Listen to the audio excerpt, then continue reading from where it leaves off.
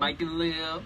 Hey, keep it real. Hey, I feel like an MC myself. Four, We should be in the top 5. Yeah, better than Lil There it is. There it is. So you listen to Mike and Leel keeping it real. Oh, you hear the real God. statements, and then you just throw on ESPN. Come on, what better you want? What Just better you kidding. want?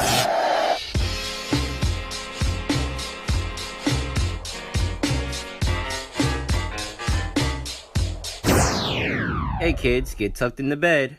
Or y'all ready for y'all bedtime story? Well, there was these 2 radio hosts named Mike and Leel, and they had the greatest show. Seems like I'm not dealing with 16 games of this year. First of all, this is it. What are you, Michael Jackson? I don't understand what in the world is going on. I mean, I know it's the Bills. I know they were bad, but damn, you can't stay to the end of that game and decide if you want to retire or not. It's that bad that you got to leave at halftime. The same injury happens in the 3rd quarter or the 4th. You know what I'm saying? You never know. You never know, but damn. I know. At a I'm not halftime, taking this side. just packing it up and just saying, You've never seen I'm anything done. like it. Better yet, they even got to interview the president of Cortland. Kids, you know what's crazy? Mike and Lil even had callers from kids that called their show up. Shout out to Cortland Purple versus Homer. And yeah, Well, then again, never mind. It looks like y'all kids fell asleep after all. A lot of the stuff me and Mike say on this show always seem to come to pass. Alright? That's why we are one of the realest sports shows out here. Alright? Get my flavor in your head. Here comes the brand new flavor in your head. Time for new flavor in your ear.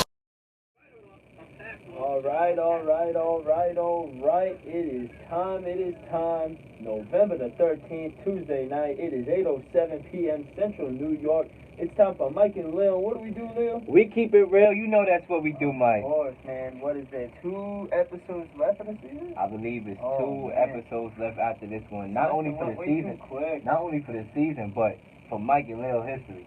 That's true. We made history, for a couple years on this show on the 90.5 airwaves. But as all good things do, it comes to an end. But guess what? We gonna make sure we have the best last couple of episodes yet. And right now, Mike, I said, before I come to the show, I'm gonna grow my hair up. Got the fro right now. I'm rocking the 70s fro in the booth right now. Y'all can see me. I'm rocking it. Y'all know how I I do think I got that. a pro too. Thank God I'm getting my haircut tomorrow, bro. It's much needed. Oh, this weather outside. I mean, yeah, if y'all It's traveling right snowing now, outside Central New York, as you know. It is cold out. It is snowing. But hey, you were able to enjoy a Bills win on Sunday and a That's Giant right. win last night. And for Jet fans, it just gets worse. it gets worse and worse by the day. But Mike, let's get right into it. The Cowboys are 4-5 after a must-win game on the road, which they won against the Philadelphia Eagles, 27-20, in an NFC East showdown. Should we start being worried about this Eagles team, Mike? I think so. I think it's time to start worrying. I mean, last week I remember we were talking about the Cowboys. How We their aired them season out. Over. We aired them out. Remember what I said? I said these division games are a big point in the season. These division games are what can save their season. I don't believe this team is a playoff team, the Cowboys. They sure don't look like one. But the fact that they still got so many games in that division, and the division is so up for grabs, there's a chance for everybody here. Now for the Eagles, I am a little worried. 4-5, 2 games back behind the Redskins. You lose a division game, that's almost 2 losses. You know the old saying. And it gets tough from here on out. They're going to New Orleans this Sunday, which I'm looking forward to. They got the Giants, the Redskins, Cowboys in that order. Those are 3 division games after this Saint game, where those are must-wins for all those teams. They're must-wins, except the Giants. They're pretty much out of it. Those are must-win games, because when you play inside your division, especially down the stretch here, as we get to the double digits of weeks in the NFL season, believe it or not, it's here already. These games get more and more important in a division as close to this one. They make a break. When your record is 4-5 and you're not at 500 or above, these division games are so important to win because it's like you said, it's like 2 losses. So the Eagles being at home, a struggling Cowboys team who got decimated the week before on Monday Night Football to the Tennessee Titans, you would think that the Philadelphia Eagles would take this game at home in that hostile environment. But instead, Ezekiel Elliott, Zeke the Freak, that's what they call him, ran for over 130-something yards. Can't happen. I mean, 151 yards to be exact, 19 carries with a touchdown. All right, added to the piece of the pie. You know what they say, the cherry on the top. And we aired the Cowboys out last week, Mike. I think we probably lost some fans of this show. Because we aired out the Cowboys last week. We came out here, we aired them out big time. But what they did, they must have been listening to the show because they got on the ball and they gave the ball to Ezekiel Elliott. And guess what? When Ezekiel Elliott is running the ball and he's doing this, Ezekiel Elliott is their best offense, without a doubt. Yes, Dak Prescott made a few plays here and there, 270 yards, I'll take it. But when Ezekiel Elliott is going, when that train is going, the whole train is going. 100%. Ezekiel Elliott obviously is the best player on that team. Quite possibly could be the best player in that division. But what bothered me wholesome with the Cowboys is the fact that last week against Tennessee, that Monday night game, they just came out playing flat. They played totally flat. The offense, there was no sign of offense. Elliott was getting nowhere running the ball, and all he can do is try his best to make plays. And obviously, their offense is not moving the ball. Prescott looks like a shell of himself. And here we are. We come to this week of football, and Sunday night and the Eagles and Cowboys, and hey, their offense finally got clicking. The Philadelphia Eagles defense, we now see that it really ain't nothing compared to what it was last year. This team is definitely having a Super Bowl hangover, and these Cowboys put themselves right back in it and played their season with that win. Amari Cooper was the Dallas Cowboys leading receiver, 6 receptions for 75 yards. And Mike, I know me and you disagreed last week on this Amari Cooper trade. You didn't think it was the right move for the Cowboys.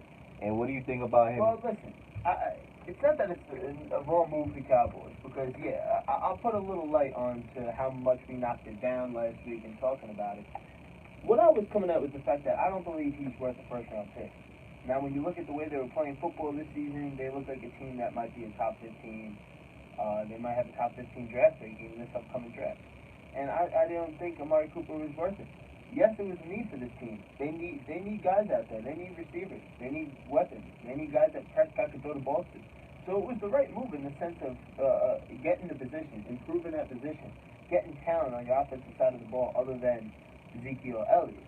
So it was the right move. But I just didn't think he was worth the first-round pick. If Golden Tate was going for, a third, I think they got him for, and Josh Gordon a fourth, or Golden Tate was the second, I don't remember, either or. It was the second. Still, it's just like, and then another receiver was traded for a third. Who was the other receiver on the go? I don't know, it'll come back. But they were on the trade, I'm like, Demarius Thomas. So, I mean, it was the right to address that need. But I would say this. The Eagles had the chance to win the game. They had a chance to tie the game at the end on the last drive, but, they didn't get it done. The Eagles, a light got to go off in their head because it's about that time. You lost the division game, all right? You're 4-5. The Cowboys are 4-5. They obviously going to have the tiebreaker, but they're going to play again. So that's going to be all these division games, especially in the NFC East. First of all, division games is important no matter what division you win in the NFL. It's always important. You want to win your divisional games. We're in a tough division like the NFC East, which is the teams that are playing in it suck and, have bad records. You have to win this game. Because the Redskins right now, they sitting tight with a 2-game lead in the division, I believe. So you want to win these type of games. But I do think the NFC East is wide open because the Redskins is proved to be an inconsistent team, and I don't trust them on the road at all. So even though they might have a 2-game lead, I think the Cowboys and Philly still have a good chance to win that division. But, the Eagles got to win on the road. Yeah, but with the Redskins, man, I'm really impressed with how they're playing football.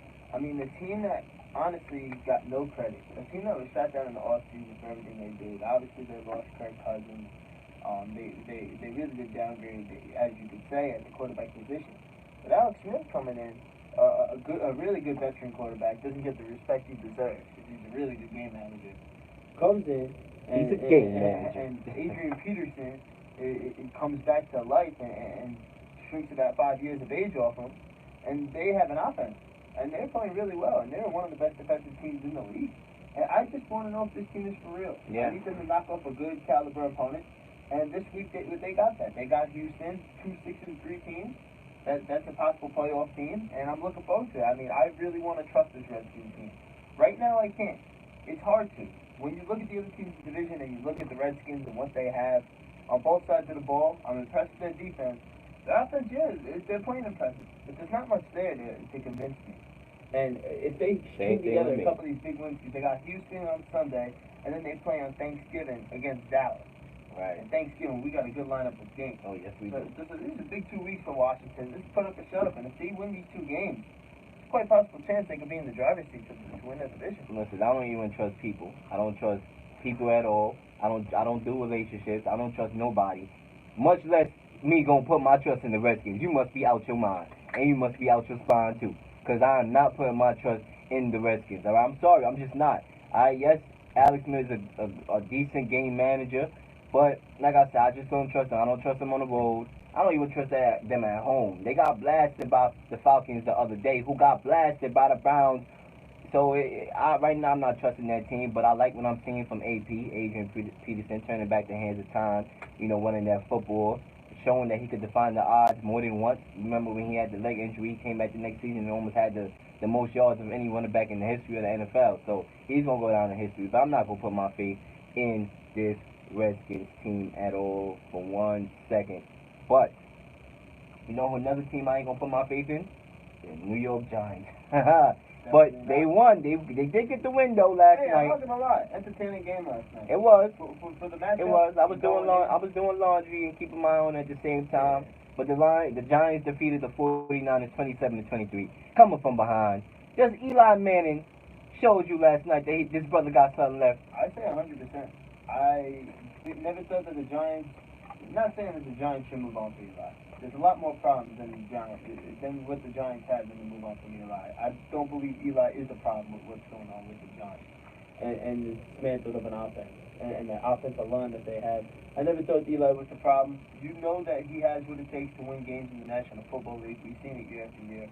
But the last 2 years have been obviously really bad. We've seen such a downgrade in play from him.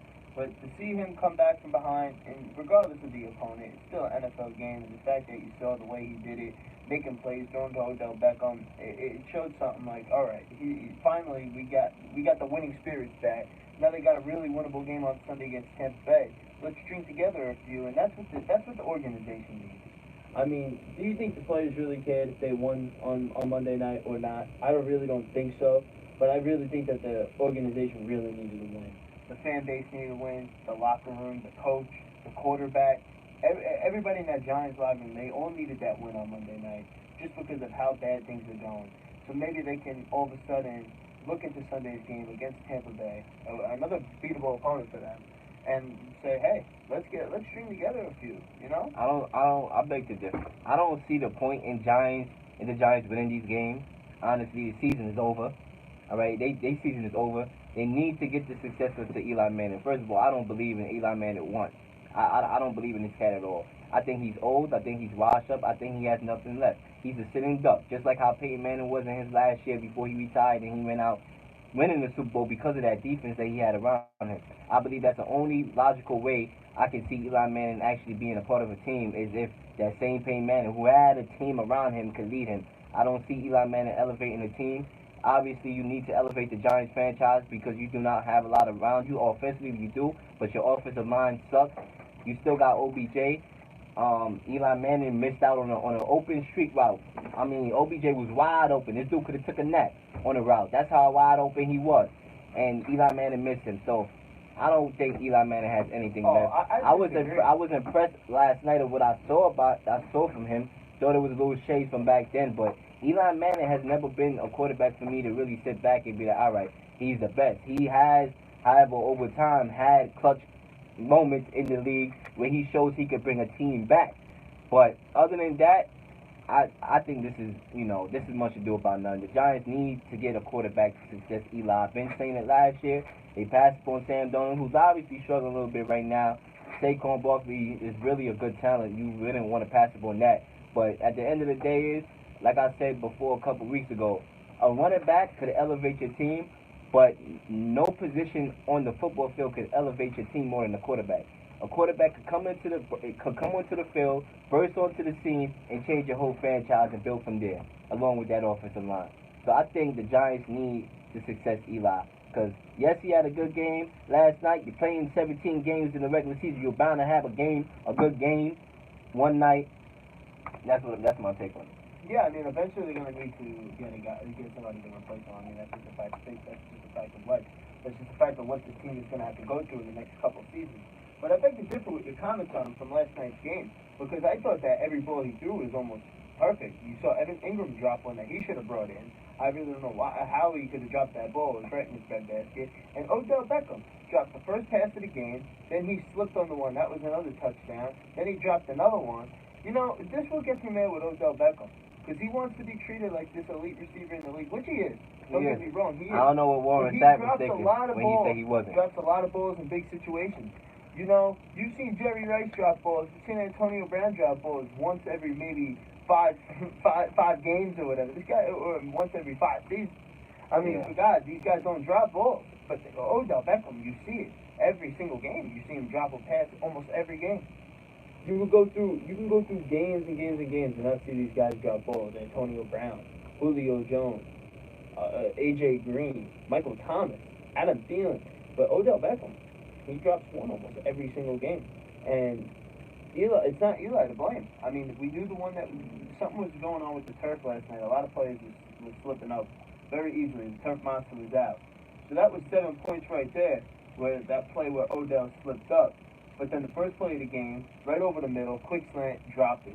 And, like, these plays just can't happen. The other one I know was almost an unbelievable catch with the one hand, dropped it, didn't bring it in. And then there was another play where it was thrown over the middle and one threw his hands over his head. So, I mean, there's no excuse for that. OBJ has moments where you just alluded to that he drops balls. We know that. We know about the playoffs against Green Bay when he came out flat, partying on the yacht in Miami the week prior to the game.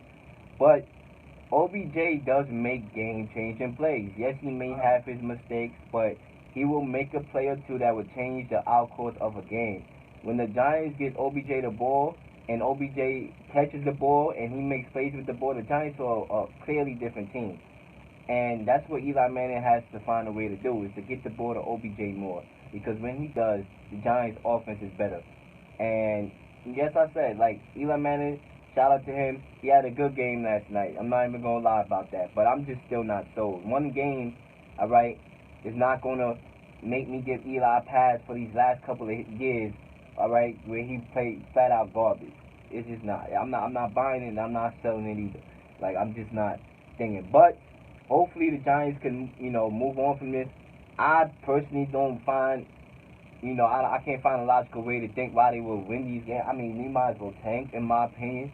But, if me being on the football team, I wouldn't take that same approach. Obviously, I want to win the games. But from an outsider perspective, guy that has a radio show talking about this with Mike, I just think the logical way is to tank and try to get your success to the Eli. But, if I was on the football field, I wouldn't be tanking at all, because that's the competitive spirit in me. And I'm guessing that's a competitive spirit in the Giants franchise, because them to go on the road and win that game. Yeah, I mean, I'm never a fan of tanking. That would never be my ideal situation. I think every game you play, win it, no matter what your record is, no matter what the deal is. A win means a happy locker room, happy fan base, and that's what I'm going to go for every single week. Of course, teams come to the point where it's like, we need to tank because we need to upgrade. We need to get a high draft position, which I totally understand. I totally get. The Oakland Raiders, they have no sense winning another game this season, so they can get that first pick. The New York Knicks don't have any sense winning another game this season. Yep. If you want to talk basketball. But we know that these players and these teams are taught that we play to win the game. And that's how I look at it. Herm Edwards said it the best way, man. He took the words from my mouth. He said it the best way. You play to win the game. And you listen to the radio to tune in to Mike and Leel. 607-753-4819. Once again, 607-753-4819 is the request line. You're going to call it again to the action. And before we go on a commercial break, we got to talk about the Patriots. I know. Patriots, I wanted to man. make a comment about the Knicks just because the fact that I brought them up, I'm sorry. But they are really playing well. They found that guy in that coach, and they really play well for him. David I Fields. mean, bro, they really are playing well for him. They're giving their heart out every single night. No, they're not going to win those games because they don't got those plays. They don't got the one player to go ISO one-on-one when the game's on the line because then Tim Hardaway ain't going to cut it. And he be trying to do that, and that's the reason why the Knicks be falling in some games. But hey, they're playing hard for their coach. They're playing really well basketball, and it's a good time for things to come. Free That's agency all I want to market. say. Hope New York become a real strong player Like in you the always free say, agency. man. It's time the Knicks do It's something. time the Knicks do And something. they really Please. did bringing in David Fizdale because it looks like they found the right guy. Yep. And it looks like y'all found the right show to tune into. The Patriots defeated. I mean, not even defeated. They got stomped. How do you feel about that Against one? the I want to Titans. hear you. Man, I words can't describe. You know, occasionally the Patriots gonna have a game like this. Occasionally, you know, we all know. I'm not gonna bite my head too much on it. All right, not that I can bite my head. I don't think that's logically possible for me to bite my head. But I'm not gonna trip over this because the Patriots have games like this where, you know, they're going to run. They'll come out flat in the game on the road, get stomped out. You saw it against the New Orleans Saints a couple years ago when, you know, the Patriots went into New Orleans and they got stomped 38-17 where they benched Randy Moss and Tom Brady. You see it. These are the games that they're going to have once in a while. Then they're going to go on a streak. And then, you know, we're going to be talking about how the Patriots need to break up Belichick. Is it the dynasty over? Tom Brady or him got to go. And then next you know, they shut you up. You have the December to remember, the January to remember, and they end up going to the Super Bowl. Whether they win it or not, that's a different story. But they end up going to the Super Bowl. Sometimes they win it, sometimes they don't. We see this year in and year out with this Patriots team. So they dropped one on the road against the Titans. I'm not really tripping over. Even though they did botch that game against the Lions early in the year, Sunday night on the road, they did come out flat in that game. But I think that, you know, the Titans, we got to give them credit. I can't really, you know, say, you know, a lot without giving the Titans credit because Marcus Mariota, as of late, has been playing really well. And this is the Marcus Mariota that we thought we was going to see when he got drafted. But obviously, he dealt with his fair shares of injuries. He has been performing good as of late. They went on the road. They scored on almost every possession against the Cowboys. They come back home with a team like the Patriots, as experienced as they are, and to come out and flat out punch them in the mouth. I watched the entire game from opening snap. They came out and flat out punched the Patriots in the mouth. They ran the ball with Derrick Henry and Dion Lewis, the two running back system they got going on. They run it down, they threw. Marcus Mariota was passing the ball like a surgeon out in the football field. And, you know, receiving Corey Davis, 7 receptions for 125 yards. Are you kidding me? One touchdown. First, Donald Smith, 45 yards, 3 receptions. They're another team in the AFC that don't get talked about as much. I mean, people forget this is a playoff team last year. They went on the road last year in the playoffs and defeated the Kansas City Chiefs on the road. Without a doubt, that was some crazy game. The big comeback, that was insane. But we know the Titans are a low-key scary team, and the fact they can win these big games shows something. And it speaks. It really does speak because it's not that it's a gimme when it come playoff time. If this team's in there and you play it. And I like the fact that, and the Patriots do have these type of games. I like the fact that the Titans come out, Mike Vrabel, former Patriot, they come out and they knock them off. I mean, a good win by a team that's trying to prove itself in the league. And hopefully, I mean, we know that that's 2 in a row now, beating the Cowboys also. Tighten up. A few more games, keep stringing together some victories. They can see themselves top of the division. I just want to see them take on the Texans again, man. Can't wait for that matchup. Oh, yeah, I can't wait for that matchup. That's going to be a good matchup, and it's going to have a lot of say in that AFC South division to see who possibly can come on top and actually win the division going into the playoffs. But, yes, the Titans, credit to them, they have been performing good as of late. And, you know, Corey Davis, it was one pass where I believe he burnt Stephon Gilmore, the reliable Stephon Gilmore, on an out on a deep ball that Marcus Mariota put in the breadbasket. And, you know, they performing well. Mariota has been throwing the ball very well. They have been running the ball very well, too. The read option, where Marcus Mariota is most comfortable in. They playing really good. Patriots, on the other hand, they struggled early. Josh Gordon had messed up fingers. I don't know if he hurt his finger on the play because there was a ball on 3rd and 10. They went right through his hands, gave the ball back to a hot Tennessee offense. And plays like that really kind of affect the team. You know what I'm saying? Because you just never know. If when the Titans went up 7-0, if the Patriots scored a touchdown and tie it up to make it 7-7, that changed the game. That they end the game. Instead of them scoring a touchdown and kick the field goal, they be down 7-3, and that's when Josh Gordon dropped the ball. They give it right back to the Titans, who was hot offensively, who scored to go up 14-3. That changes the game because if the Patriots was able to get that first down, they would have been in field goal range, had a chance to take the lead. So games like, there's plays in a football game that can change the outcourse of a football game. And I think it was just like that. I think there's a couple plays that the Patriots had to keep up offensively in order to beat this Tennessee Titans team because their defense sure wasn't doing the job. They went to sleep. They didn't wake up for the game. So stuff like that. But I'm not worried about this Patriots team. Gronkowski, hopefully he gets back soon. And Julian Edelman had a little injury. Julian Edelman had a little injury. They said he should be, it's not anything significant. He should be back soon. Hopefully Josh Gordon is healthy and continues to stay out of trouble. And we'll see. When Sony Michel came back, that's a good thing. He came back in this game. He didn't play a lot. It was very light with him with the ball, but he came back, and that's good. So I'm not really tripping myself off this Patriot loss, but guess what? Tom Brady's the boss. Rick Ross type of thing. You ain't kidding. I mean, they're going to benefit from this bye week this week. They're going to get some players that are injured back. Rob Gronkowski, Sony Michel, Julian Edelman, like you said, is a little banged up. So this bye week is going to give them a little sauce to get some guys back, look at the loss, and get right back to it. And I'm sure the Patriots can step it right up because this is their time to shine. End of the season, going right into the playoffs. That's when their real season starts. What they need to do, they cannot botch these games. They cannot come out on the road and be flat because one thing that we got to start looking at, especially me being a Patriot fan, is we got to keep up with Kansas City because Kansas City only got one loss on the year.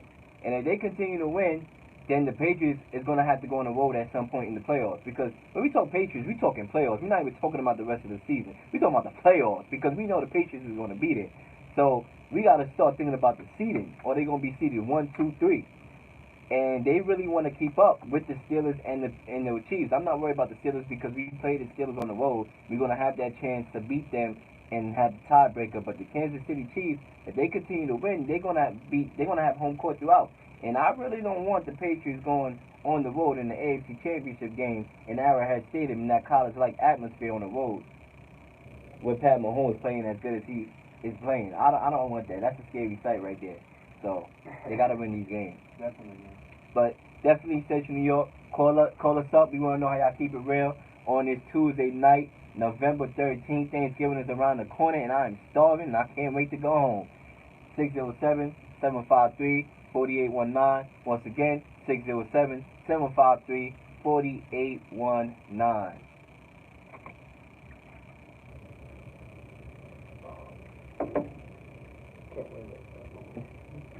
36 miles per gallon, which is nice because I've got shoes that are bigger than most hybrids. I can't choke. Hi. No.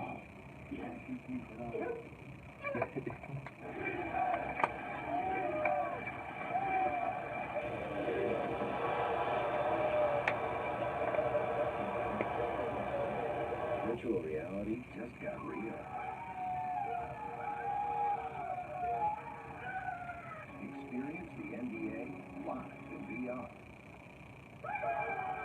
This is so much better than playing through. I know. It's funny how all the way when we about to end our show, we find out how to do that. It's like, that's crazy. Wow, thank you.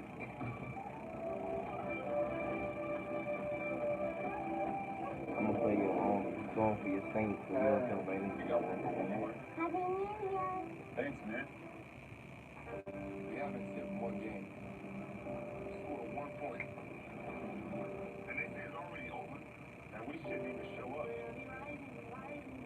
Despite the work, not just been 20 gone in the game. Despite the practice, we really have some time to be able to dominate. Despite the reinvention. This is the best full season I've ever seen. They said there's no way, no chance for us.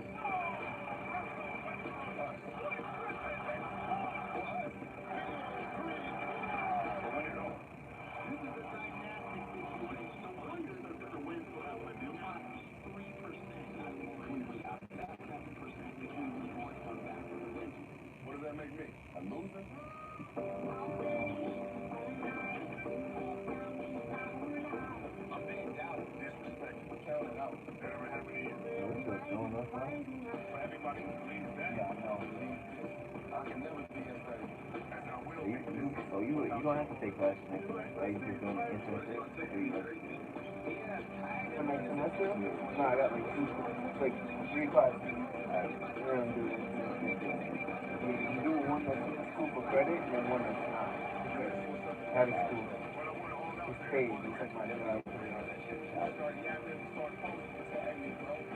It's not work, man. I get paid for it. Thank you for helping me craft my response.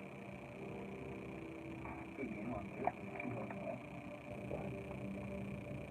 Now, as I've said before, time and time again, excuse me, are you really? Interrupting her from using milk music. But it's the middle of the class. And she's in the middle of enjoying 13-minute song with unlimited data.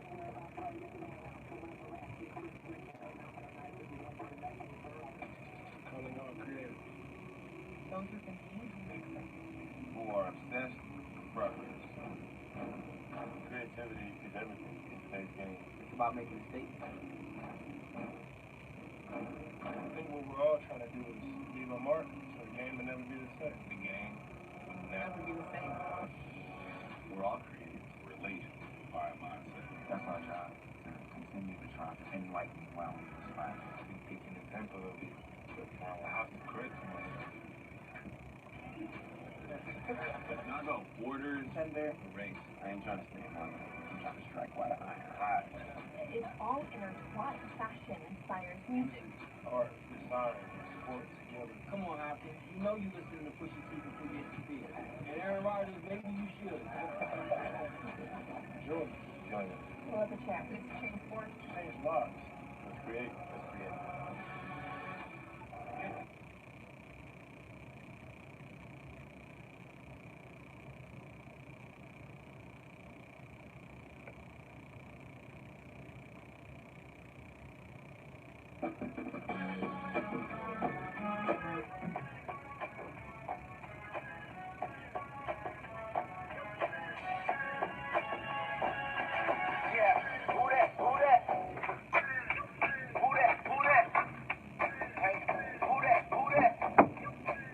We are back from the WSUC radio booth. You know, it's Mike and Leel keeping it real here on the radio here at SUNY Cortland. Request line 607-753-4819. 607-753-4819 as we get right back into our program. It's 8:38 here on the dot Central New York, and it's time to talk about them New Orleans Saints. Of course, you gotta have me right on the microphone. Talk about my Saints. yes, Mike. Saints, The mic is all yours, Mike. Go right ahead. the Saints dismantled the Bengals 51-14 on the road. They moved to 8-1. And how good are these New Orleans Saints, Leel? I mean, this offense just clicking on all cylinders. Drew Brees just continues to impress. Drew Brees has only thrown 1 interception so far all season. Knock on wood, 1 interception all season so far. That's just insane. That's those Brady numbers in 2016. He actually ended the season that year with 2 picks, but he didn't play the full season. He only played like 12 games. Exactly. So I mean, come on, man. That don't count.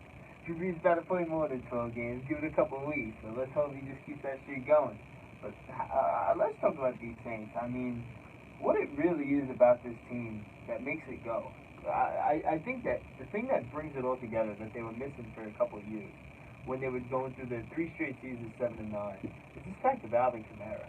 I mean, Ingram has always been that type of running back that's been the power guy, but he's never really bursted off to the scene. I mean, he had a good season the year before Kamara was drafted, so 2 seasons ago. He had a pretty productive season, really good fantasy season too, if you were lucky to have him. And where he rushed for about 12 touchdowns that year. I mean, very fantastic season for a team that don't rely on their running game too much. Then they bring this guy Alvin Kamara last year, and Rookie of the Year. We all know the story that burst onto the scene, and it's just that he's so unstoppable. It's so hard to bring him down. He's so elusive. He's so quick. He's such a good receiver. And he can catch the ball. Exactly. They can use him all over. He can do a lot of things that other running backs can't do. He needs to get more love. He needs to get more love when we talking about the top tier running backs in the league, because ever since he came into the league, he has done nothing but perform. And what a tandem, him and Brandon Ingram. They obviously seem like they get along.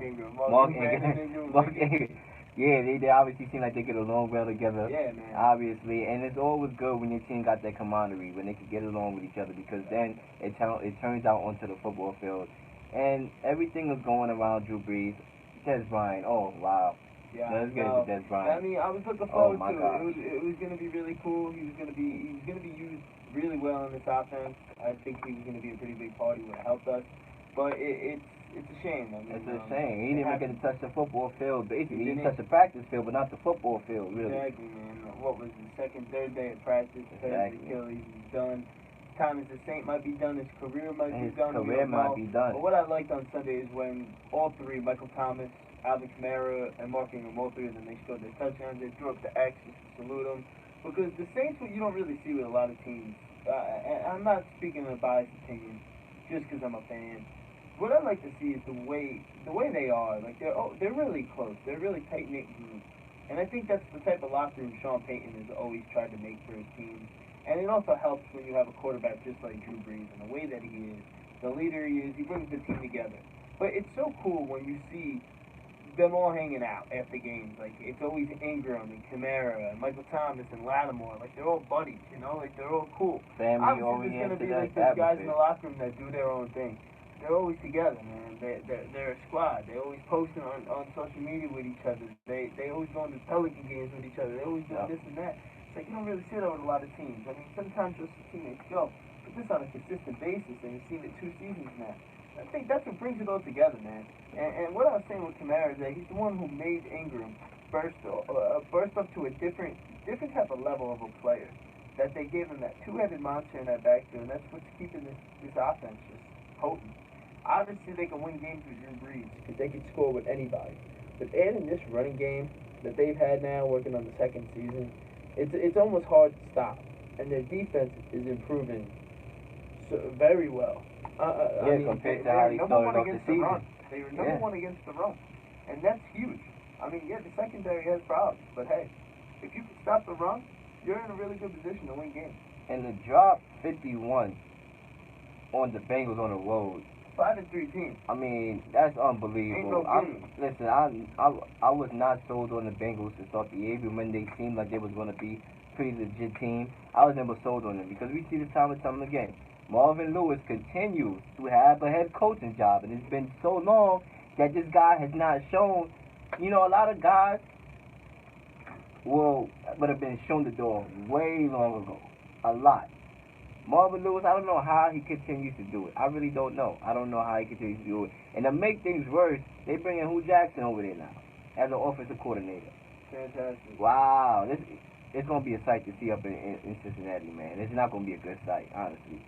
But, you know, the Saints dropping 51 on the road, that's a statement win right there. That's to show you that they're not playing. Yes, Des Bryant lost, tore his Achilles. I think they signed Brandon Marshall over there. I don't know. I mean, I don't think Brandon Marshall got anything left from what I've seen last couple of seasons. He's played been non-existent at all, and I'm not sold on Brandon Marshall. But maybe Drew Brees, being that great quarterback that he is, may be able to bring something back in Brandon Marshall, elevate Brandon Marshall. I don't know.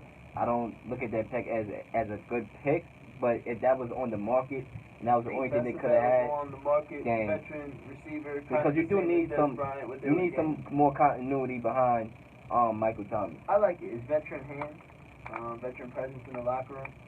I think him and Drew Brees will cope well. I think he can put into productive plays. I was going to say minutes that we're playing basketball. He puts into productive numbers for us, and hopefully they can use him well. I'm sure he'll be a red zone threat. The one thing that I was surprised by seeing with him is that in his career, he's been around for a while now. I don't know how many seasons, maybe 13, 14 seasons in the league.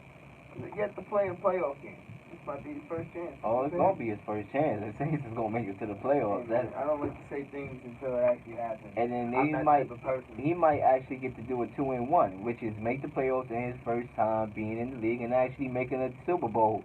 Or they might win a Super Bowl. He might get a 3-1. 3 for 1, y'all. 3 for 1. Wow. Good thing for Brandon Marshall. That's a good thing for the brother. I mean, to go through what you go through, going through the whole your whole career, not make the playoffs, and you just get signed by a Saints team who's in prime position to make a strong push in the playoffs in the NFC. But let's go on to the other NFC contender, the Rams, who won a NFC West battle against the Seattle Seahawks in a close game, 36-31, to move to 9-1. What are your reactions to this game, Mike? Seahawks aren't as bad as you think they are. Seahawks are a good team. The Seahawks possibly make the playoffs. I think they showed a little bit of weaknesses that the Rams have. And I think that week after week we've been seeing this with the Rams. The Packers exploited them. The Saints exploited them. And I think the Seahawks exploited them a little bit this week. And now that the loss of Cooper Kupp, the wide receiver, out for the year, torn ACL. Another big hit. Really the Rams big. The Rams are a really young team and really good. And they've seen a lot of success and not too much failure. They saw failure when they lost to the Falcons in a playoff game last year, which I really thought they should have won. Thought they were the better team, just the way they were playing last year. And then they come into this year, they're getting exploited. So for a young team, a young head coach, Sean McVay, they got to learn from this. They got to bounce back. They are a really good team. They could be in the Super Bowl. They could be any of these teams in the NFC. They could be any team in the AFC. They got that much talent on both sides of the ball. Aaron Donald had him a game defensively, too. Oh, he's always having himself a game. Yeah. They just need to pick themselves up. Look, they seem that they began to exploit a little bit, but they're still finding ways to win games, and that's all that matters. And they got bigger and bigger opponents each week, and this Kansas City game on Monday is going to be something. Which was actually moved from Mexico City back to Los Angeles due to field conditions. Wilson had his opportunity. I mean, they had the ball last, and he overthrew his wide receiver, obviously under pressure, but flat out missed him. That proved to be very costly because it ended the game.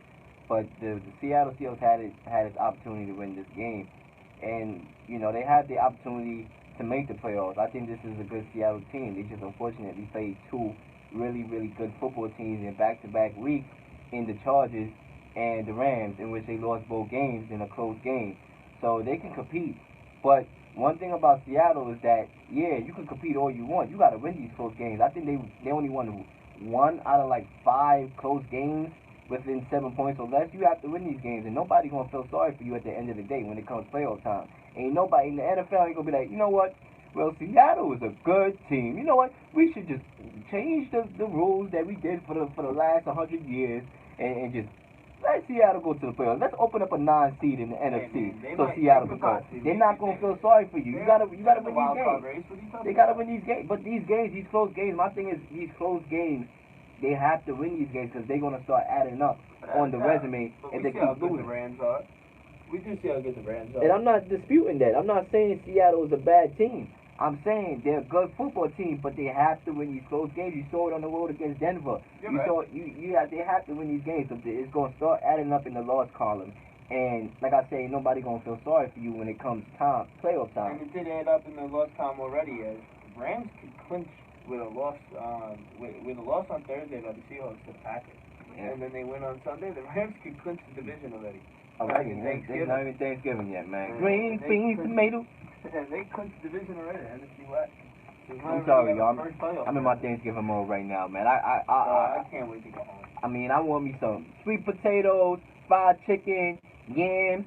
Oh, yams is the same thing as... Yo, what's the difference between yams and sweet potatoes? I still don't even know what's the difference, honestly. Isn't it technically... I'm not a fan of either, but sweet potato is the potato itself, obviously. But yams, obviously sweet potatoes, but isn't that when you add the marshmallows? Oh, my what else they hungry, man. Whipped cream, all that, the brown sugar, the cinnamon, all that. I'm the not syrup. a big fan. See, that's what yams is, in my opinion.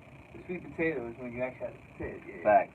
Facts. I could go for either or right now. I could go for some food right now and fuck my faces. I'm starving right now. And I'm getting sick. My pops make these 2 types of stuffings, man. I had sausage in there on one of them, and the other one was just beef. Yo. I can't wait, man. I need to get home. I need to get home. I'm going home. I'm going home. After we finish these 2 episodes, man, I'm out of here, man. I'm going home. Going home, give me a nice, dinner plate, man. Thanksgiving, man. Hallelujah. My favorite holiday. Facts, definitely. Can't go wrong with food, y'all. It's my favorite holiday. Football, family, food. I mean. And you know what's crazy? Sometimes people get sick from eating. But you gotta eat to survive. You know what I'm saying? Thanksgiving, you know what I'm about. But anyway, back to the football here before we go on a commercial break. Before we go on our halftime break, actually, the Rams, which we just talked about, they won against the Seattle Seahawks. Obviously, the Chiefs. We talked about the Chiefs. We talked about the Saints. All three of these teams that we just talked about in order. All right, we did it in order in this way for a reason because we're gonna get to this next topic. The Rams, who are 9-1, the Chiefs, who are 9-1, and the Saints, who are 9-1 or 8-1, 8-1. Who is the best one-loss team in the NFL, in your opinion, Mike, out of these three? I'm going to go with the New Orleans Saints. I think they're the most balanced on both sides of the ball. I think the Rams have a better defense with talent, but they're not playing better. They're not playing better defense just because the fact the Saints are number one against the run, and that is a big deal. That will pay a huge difference come playoff time. And it might not seem when these teams are still putting up points against them, but we saw it last year down the stretch. Their defense was able to win big games for them and keep them in it and give the ball back to Drew Brees. And they won the game against Carolina in the playoffs. They practically beat Minnesota if it wasn't for the miracle. The defense was able to hold up. I think it's the same crop of guys, it's the same unit. We've seen the Chiefs and the Rams get exploited. We see that both defenses teams putting up high points against both defenses. The only thing against the Chiefs, the only thing about the Chiefs that we have not seen their offense slow down a bit. We have not seen their offense slow down one bit. Slow down. And, I mean, hopefully the Rams could do that. So that's the only thing I'm going to say why the Saints are a little better than the Chiefs. Because the defense, the Rams, they beat the Rams. So you got to give the Saints a nod on that one. Only thing that might have the Chiefs over the Saints is the fact that their offense has yet to be slowed down one bit. Yeah, their offense is very important. You have Pat Mahomes, obviously, who's in MVP form. You have Tyreek Hill, the half man, the half cheater, who's out there having a blast, going into the crowd and doing what the things that he's doing, the shenanigans that he's doing in the crowd. This guy's having fun. He's having a great time over there in Kansas City. And you have Travis Kelce, who's obviously productive. You know, his Pat Mahomes' leading go-to guy. So they have weapons, Kareem Hunt, not to mention. They have weapons all around. Their offense is really good. Their offense is as good as the Saints' offense.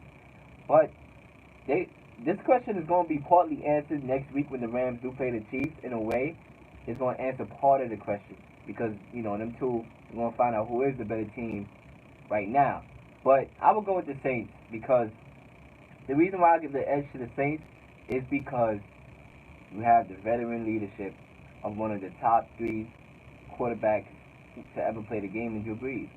And to me, along with Sean Payton, veteran head coaching presence, along with the veteran quarterback presence, it's going to come vivid on the playoff games because it's going to matter at the end of the day. When the games is tight and, you know, you have two teams going at it in the playoffs, I think that's gonna have a big effect. But Sean McVay, not taking anything away from him, he might not be a vet, but this guy, he needs some respect because he knows what he's doing. He look what he did to Jared Goff. Jared Goff should have been golfing. He should have been by his last and going golfing instead of football because football wasn't in for this brother in his rookie year. He should have been out there with Tiger Woods and Stephen Curry swinging out there, man. Even though Stephen Curry only do it on his time off, he should have been doing it full time. But look what Sean McVay did for Jared Goff, and that is very underrated, and we have to look at that. He's a good coach. He knows what he's doing. But I'm trusting the Saints because of that veteran leadership. You know what I'm saying? That's why I'm trusting the Saints, and that's why I think best quarterback in the group, and possibly the best head coach in the group. So I take that. I take the Drew Brees, Sean Payton tandem over the Pat Mahomes, Andy Reid, and Sean McVay and Goff tandem. Those are three good tandems, by the way, and you can tell why their record is where they are. But anyway, you're tuning into the Mike and Leel Keeping It Real radio show. It's approximately 8:55. We're approaching our halftime break. So we want to know how y'all keep it real on this Tuesday night. We know it's snowing, man. We know Mother Nature don't play no games now. But we need you to call up. 607-753-4819. Once again, 607-753-4819. And I'm going to say it one more time. 607-753-4819. And when we come back for the second half, we're going to get into some NBA basketball because there's a lot of things that went on. Free agency moves. I mean, not free agency moves, but trades. There's a lot of things that went on in the NBA. We're going to get y'all that information because you know why y'all tune into the show, because y'all want to hear the real of the real. And guess what? We're going to give you the real when we come back from this commercial break.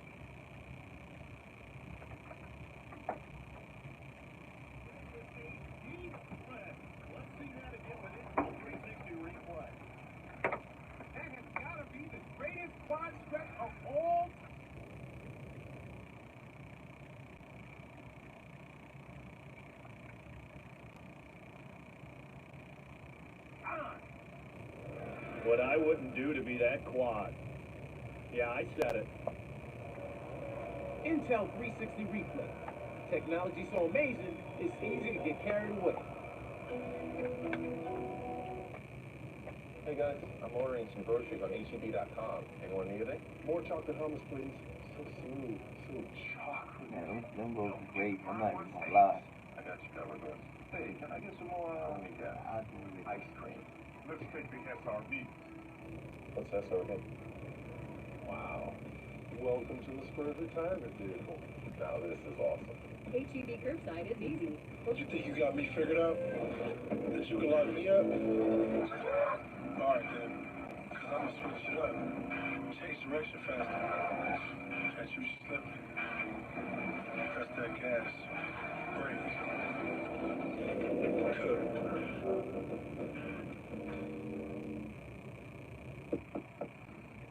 Where'd you go?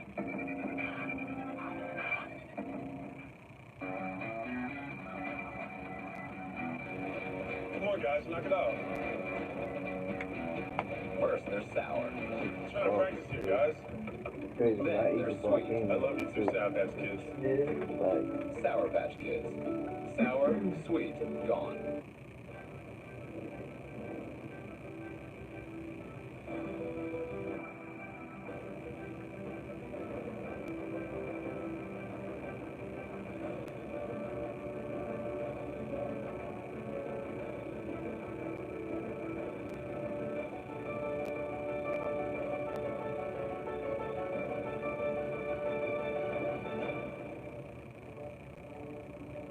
Zach LaVine and Aaron Gordon are two of the best dunkers. Wait a minute. What is that? Whoa, Zach.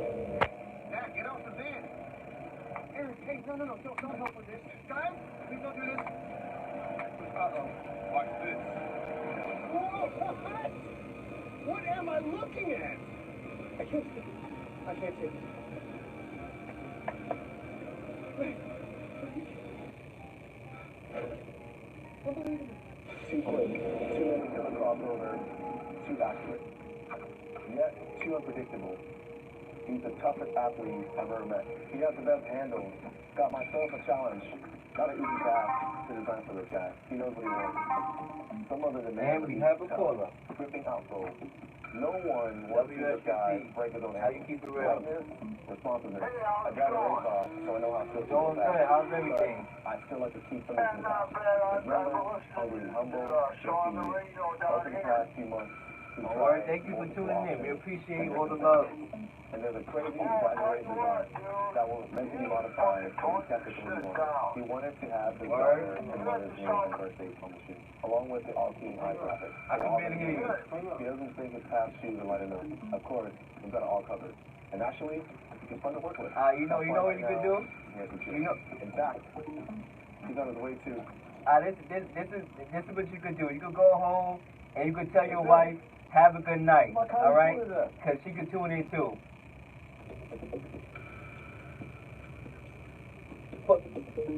Put the weed down, put the weed down, put the narcotics down, and put the meth down, all right? Put all them stuff down. Peace out, hater. You say some bullshit. He's cursing out. What's he Yeah, saying? he's bugging. What's he saying? Tone it down. I don't know what he's saying. What he said? I got to high school and joined That's the team. crazy. I'm about to get on. Yeah, I'm gonna flame this dude. You know Yeah, me. I'm that's petty. crazy. I'm flaming this dude. Yo, Mike, I'm flaming this cat. That's some oxidation. But yeah, I'm about to flame this cat. Don't be cursing, man. How much out? 50. I'm about to flame this cat right now. That's the shit that that's what I'm talking in this world, yeah. But That is one other. Taking my breakfast, I'm heating up my dinner. I was plotting this moment that when I was riding spinner. Now I'm a minute, got it my witness. With the spin, I'm gonna say, yep, tell me like a G, who ain't got to taste the thing. Yeah, clowns on me, ain't you rockin' with you are tuning in to the second hour of Mike and Leel Keeping It Real. And I got something to say before I start this show. If you don't got nothing good to say, don't call up in here and say nothing, all right? Because we just had a caller that, had the nerve to come up in the show and disrespect me and Mike. So once again, if you don't have nothing good to say, don't say it at all because I will flame you. I don't play no games. I know I'm restricted to say a lot of stuff on this air, but you need to sit your ass down. I don't care. But anyway, it's time for the second hour of Mike and Leel. And sorry for all that, y'all. I just don't like when people try to try me, all right? Don't try me. Don't try me and Mike. But anyway, Jimmy Butler on Saturday morning was traded to the 76ers for Robert Currington and Daniel Sturridge and Jared Bayless in a 22nd second-round pick. Mike, what were your reactions? I know you gotta calm down, because I know how it is. I know the world that we living in, but people better show some damn respect. I mean, that's bad. I mean, people just trying to call in, try to get on. I don't know what you're trying to do. I don't know what this brother was trying to do. What kind of drugs you on? Put the drugs down. You don't need that type of hostility. You don't need those type of problems. You don't need that stuff going on in the booth. See, we go on air. We try to talk about what we talk about. Try to spread happiness. Try to make people listen to something to enjoy their name. So that's that. I mean, there's no need for that. But on to other things. Jimmy Butler, I mean, what a shock, but then again, not a shock. We saw this coming. He wanted out of Minnesota, obviously. In Philadelphia, I mean, good for them being able to bring him in. I mean, because now they could be possibly the best team in the East, and in my opinion, they might be. They got the most talent on the offense. You don't think so? Yeah, I think they might be better than the Celtics, and they definitely might be better than the Raptors. I won't go mean, out. Come on, man. We're going to get into that in a few topics because we're gonna rank them. But yeah, but there's a lot of other offers for Jimmy Butler from other teams. Yeah. And was this the best one? I don't think this was the best offer that they should have taken up. But before we get into that, I'm going to just say what it means for the 76ers real quick. I think that it does make the 76ers better. Now, do I think they're going to win the East? We're going to find out in a few seconds when we do our little top four of the East real quick. But I do think it makes them better. You get a guy that's that can score offensively and defend. But my thing is here, with this Markel Fultz situation, this thing is unbelievable. I saw this brother at the free throw line. Listen, his shot is ugly. His shot is ugly than the caller that just called up this show talking disrespectful. Ugly, all right?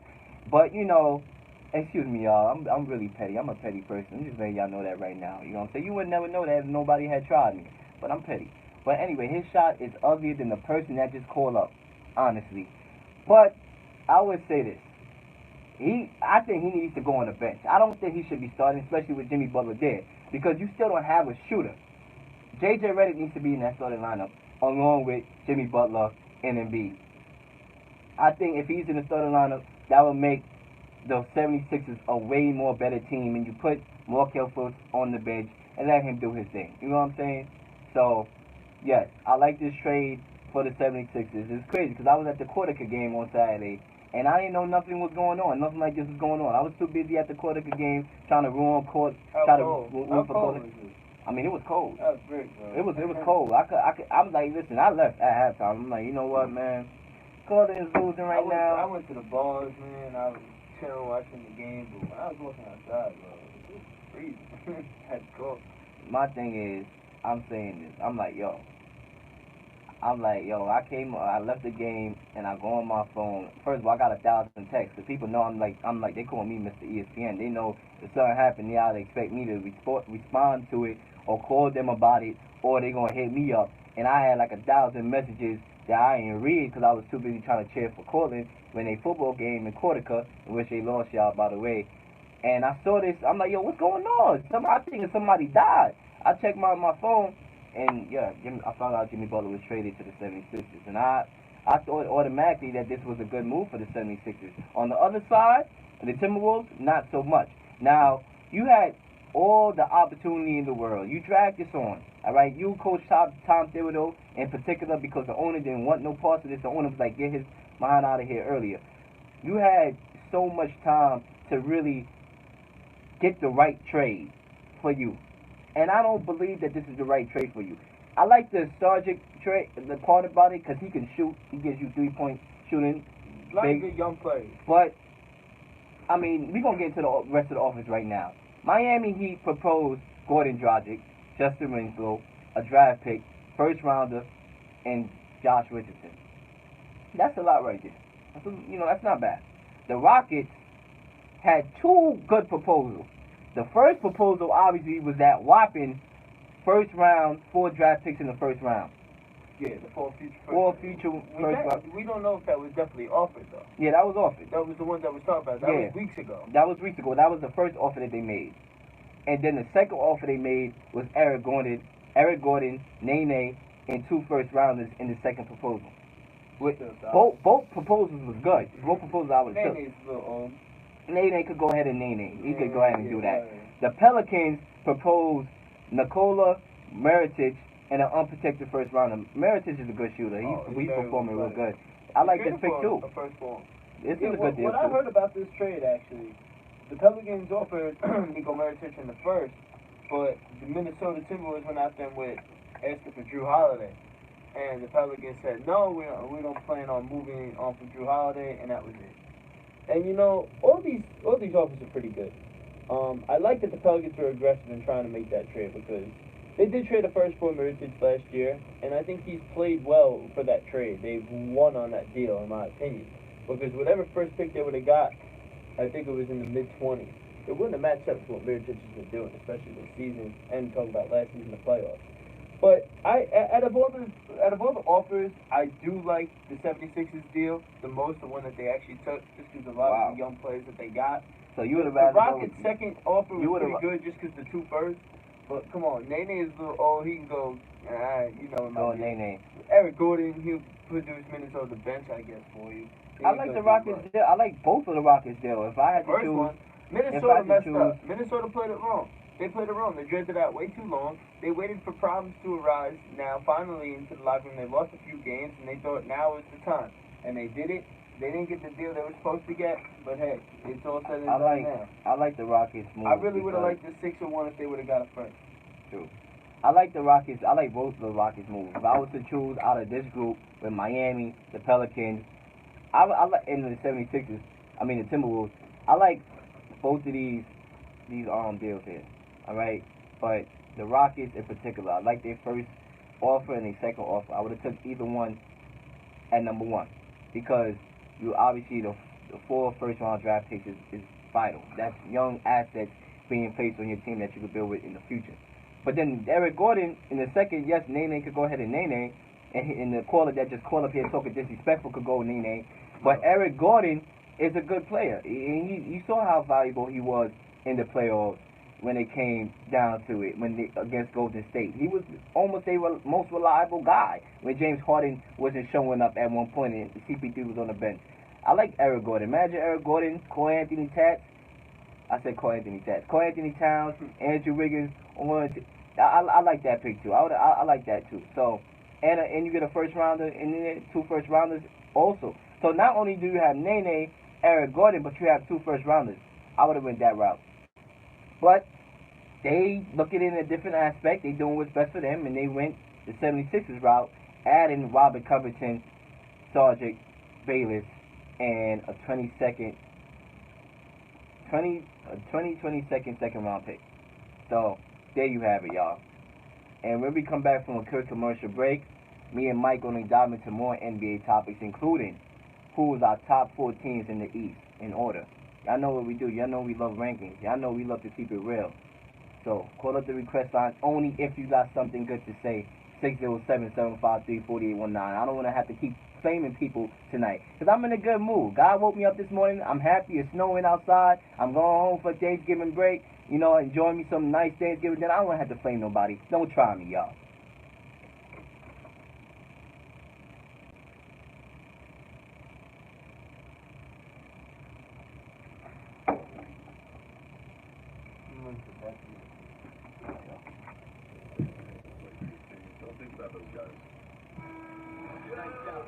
Hey, you guys tore it up out there. I got some gear from Chance Sports for the squad. Gotta get the buckets.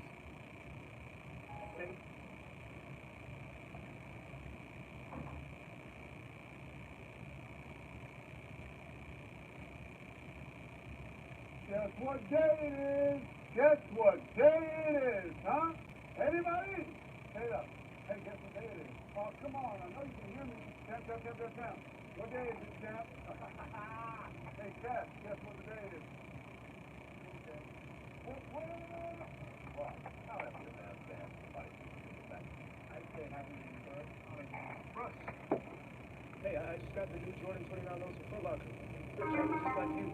Well, man, if you work hard, you'll be your best. Excuse me, can I interrupt?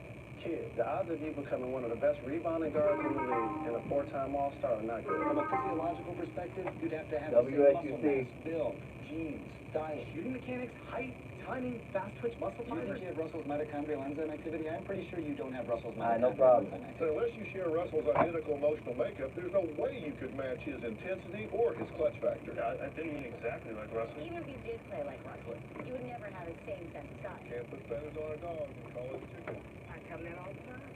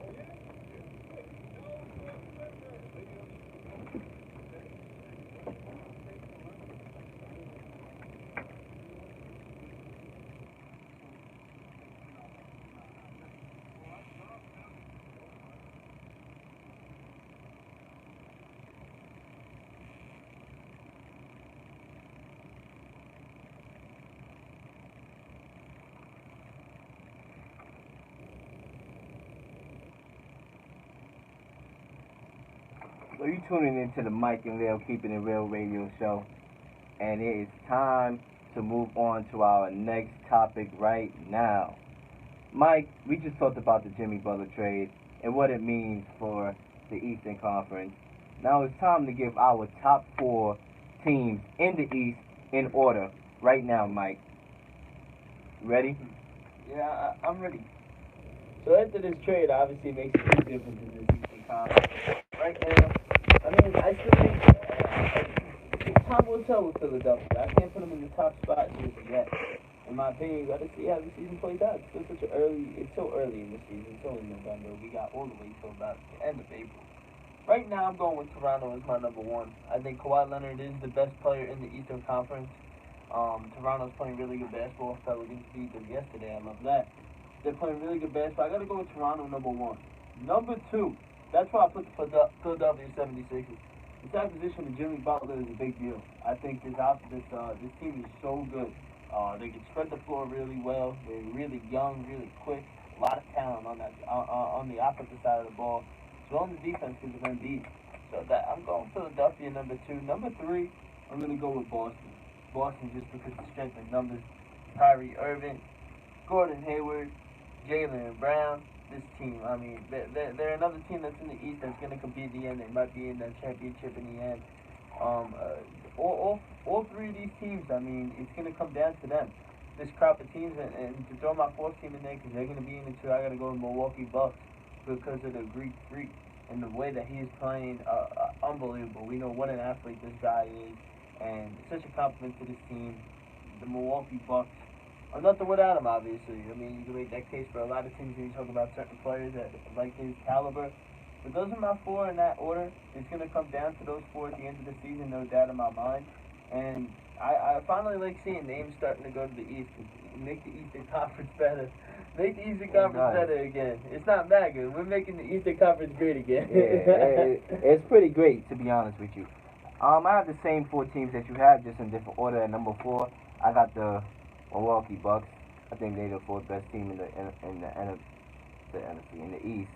With this trade now, I had them higher, but obviously with Jimmy Butler going to the 76ers, Jimmy Butler and the 76ers will be my number three team, in which they should have started the year off as the number three team. They predicted they was going to be the third best team behind the Celtics and the Raptors, but obviously they wasn't living up to that hype until now. They got Jimmy Butler, and I think that elevates the team. It always helps when you have a guy as hungry as Jimmy Butler is right now. So, at number four, I go Milwaukee. At number three, I go 76ers. At number two, I'm going to go with the Celtics simply because the strength in numbers. Their bench is really deep. They have a lot of guys on the bench that could actually start in the league. Talking Terry Rozier, possibly Marcus Morris. So you have guys over there that can start off the bench that can actually start in the league. I don't know what it is right now. They're not winning or not. They're not really performing as how they're supposed to perform right now. I don't know if it's, Gordon Hayward and Kyrie being out. They got to get, situated and know how to. But sometimes when you have a lot of talent on the team, you have to be able to know how to generate the talent. You have to be able to work things out because everybody wants their minutes. Everybody wants the ball in their hands. So I think that's what the main issue there is. But it's a long season in the NBA, and I'm pretty sure they're gonna get it figured out, especially with Kyrie being that great player that he is, and Gordon Hayward coming back to form. So the Celtics is my number two. Number one, I'm gonna go with the Toronto Raptors. I believe that to start the year that was my number one team. Why? Because they were number one last year. They had the best record in the East last year, and then you swap a top 15, 20 player for a top 5 to maybe 3 player in the league. And Kawhi, we just didn't know what Kawhi we was going to get. The Kawhi trying to jump over the boat to LA in the free agency market this year, or the Kawhi that's going to bring it to you every night, that's going to play both ends of the floor. And right now we getting the Kawhi that's going to play both ends of the floor. That's going to be your number one offensive scoring option and your number one defender. And he really elevate that team, even though the team was pretty much elevated. He just couldn't get over the LeBron James hump. But now LeBron James out in the West, it makes the East entirely better. It makes Toronto better. And now you have Kawhi. Kyle Lowry's playing good ball. He's improving. He's making shots. And, that's one thing I always aired him out on my show. With Mike, I always think that sometimes he can go cold. But right now he's making his shot. Serge Ibaka is playing like a Surge. I mean, he's living by his phrase. Yes, Surge! He's playing lead the ball right now. He's doing his thing. He's dominating the boards. He's making his shots. And, Siakam is playing good. Or Van Fleet is good. Their bench is really good. I like the Toronto Raptors team. Give me them number one in the East. So there you have it. Our top 4 teams in the East. Mike and Leel keeping it real. Moving on to the West. Carmelo. Oh, man. Time is done. Yeah. Has been told that his days as a Rocket is pretty much over. Is Melo to blame for the Rocket struggles? I don't think so. You know, what I was saying before with the team struggling, like when I was talking about the Rams before, they haven't seen much failure yet. And that's with the Rockets. Last year they coasted it all through the West. And when the playoffs came, they looked unstoppable until we saw the matchup that we all knew we was going to see against Golden State. They practically won the series, up 3-1, and then the injury to Chris Paul happened. And they weren't able to win, you know? They weren't able to bounce back from him being out and being able to take control and winning that game. And they fell, and of course the rest history, Warriors go on with the championship. Now, I'm not saying Melo's to blame. He was a piece that they added, thought he was going to be productive off the bench, and obviously he's not. I don't think he's to blame for their struggles, but what I don't understand is Carmelo Anthony, I no doubt in my mind, I think he can still put up positive numbers. He put up productive numbers for a team off the bench. But if he's not putting up these productive numbers for a team like the Houston Rockets, who is such an offensive firepower team, you can't come on and play well basketball. That's alarming to me. Because what team is he going to go to where he's able to do that? And it's all because of his defensive play. Because we know that Melo does not play defense. At all. We knew what player they were getting. We knew what they were getting into with getting Melo into this club.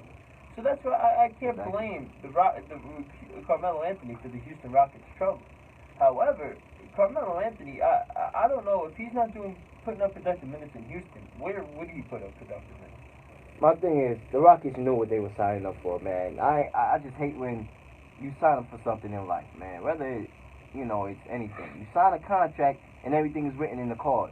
You know what you're getting yourself into, and then you want to act like you don't know what you're getting yourself into. Just like people who knows that they can call up this show and be disrespectful, they have a backlash. You know what you sign up for, brother. You know what you sign up for. And it's the same thing goes with this. The Rockets knew what they signed up for. They knew what they were getting when they signed Carmelo. A guy that can give you some offensive balance here and there, even though he struggled. Everything he threw was bricks and OKC. You know you was getting a guy that can probably score a little bit. But you know you was getting a player that can't play no defense whatsoever, who's actually on vacation defensively. And that's where your struggles was going to be at when you lost Trevor Ariza and Balamute. You knew you had to update defense. Bringing in Carmelo, you don't need another scoring option. You have James Harden. You have James Harden, CP3. You have all those guys. You have Capella over there to crash the boards. Eric Gordon. You knew offensively you didn't need no offensive help. You needed somebody that was going to make the team better defensively. So you knew what you signed up for with Carmelo. All right, the devil was in the details. So I don't know why they making it seem like it's him to blame. It's not Carmelo to blame. It's the Rockets organization to blame because they should have brought back Trevor Ariza. And when they lost Trevor Ariza, that was their defense going down. Just buying the name of Carmelo Anthony. You don't brought in the wrong player. You don't almost should have beat the Warriors. You don't almost beat a team like the Warriors and go to the finals only to regress. You don't do that. You try to get better. You try to be like, all right, let's get better. We should have beat the Warriors last year. Yeah, you don't regress. Go 3-1 and lose that, man. Exactly. And then and on top of that, you don't regress. You know what I'm saying? But that's what the Rockets did. Yes, I believe Carmelo is shot. He's done. But as far as him being to blame for the Rockets' struggles, nah. But Carmelo, on the other hand, we're not giving you leeway, brother. We're not giving you leeway on the show right now. He's a role player. That's it. His days of starting the league is over, in my opinion. Over. He needs to come off the bench. I don't care if he's coming off the bench for the Suns, honestly speaking. I want to ask you now. So what team do you think Carmelo could fit well and play productive minutes for? So I'm going to throw a team at you. If you 76ers. Yeah. 76ers. Because they need shooting. And with Ben Simmons having the ball in his hands and everything running through Ben Simmons, he could be able to dish it out to a Carmelo that can make a shot. So I like Carmelo and 76ers. The team that might need him is a team that's pretty good on defense and a team that needs offensive help. Because the Rockets are not the greatest on defense. We know that. I mean, they just got that Clint Capella, who I really like. I think he's a really good player. Oh, yeah. But he's not. He definitely improved. He definitely improved over a couple of years. Ain't no Kawhi Leonard, ain't no Anthony Davis, ain't no Joel Embiid. Team I want to throw at you, obviously. I want to say New Orleans Pelicans. I'm just saying. I think you can put really productive minutes on the bench for a team that's really good on the defensive side of the ball. I can see that. And that's one thing about this Jimmy Butler trade, going back here a little bit, y'all. I would say this. the Pelicans offered them a pretty good deal for Jimmy Butler. Without a doubt. But in a way, you kind of just felt that being a Pelicans fan, which you are, Mike, that kind of had to hurt because we don't know what AD is going to do. AD wants to win. So not getting Jimmy Butler, a marquee free agent over there, and AD's, free agency coming up, man, I kind of think that was the hope that the Pelicans wanted, to get a Jimmy Butler over there, to keep AD over there. 100%. The thing, though, is that you don't know if you resign a Butler after the season. So that's the tough part of making this trade for a player just like that. It's the same thing with the Cousins. And but you the didn't want thing to is, get screwed you don't again. know if you keep an AD back. So Exactly it's kind of the like you point. got to take a risk. Exactly. So that's why I feel like when they were asking about Drew Holiday, they said no. Because Drew Holiday just signed a long extension a couple seasons ago, and they have him for a while. So he's a plan of the future. Mirotic, I think, is a plan of the future, too. I wouldn't want to get rid of him. To bring Butler, of course. And that first-round pick, we haven't had a first-round pick in about 5 years. They've all been traded. So it would be nice to finally have a first with Mirotic, and hopefully Davis can resign. But I don't think it's going to happen. I would love for him to. I mean, I say why not, but we know how the league is. We know how the NBA is. It's all about stockpiling talent on teams and winning the chip. That's really all it's about. It's about super teams winning the chip. Yeah, right. Mike, I thought you think it worked. Nah. We ain't doing that. We don't do that here. But definitely, request line is 607-753-4819. Once again, 607-753-4819. Don't call up here trolling. I'm not playing with that tonight. 9:28 p.m. on this Tuesday night. 11/13/18, y'all. That's the date. And it's snowing outside, but guess what? We here for the ride. When we come back, we have our real or not real takes. Do not go nowhere. Don't you change that channel. Don't you turn that radio channel. We're going to be right here to keep it real tonight with our real or not real takes when we come back, y'all.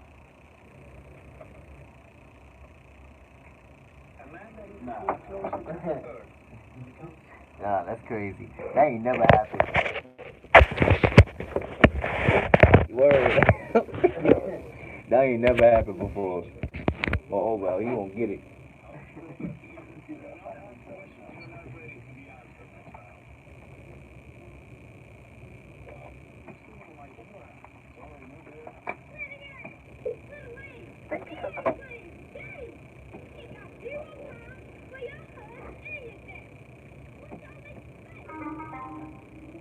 That's somebody calling. Hello? Somebody calling.